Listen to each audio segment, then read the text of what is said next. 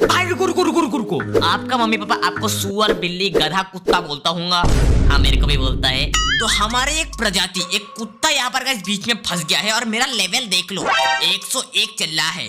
और भाई साहब मैं इसको बचा ही नहीं पा रहा हूँ। बताओ भाई कैसे भी कैसे करूँ, ये भाई मक्की पक्की आके हमको मार दे रहा है। अब भाई दिक्कत वाली बात ये है कि भैया नीचे है दोस्तों केमिकल और ऊपर है मधुमक्खी, वो भी एक एक नहीं दो दो। अब भाई हमको इस कुत्ते के बच्चे को बचाना ही है क्योंकि ये हमारा प्रजाति से बिलोंग करता है।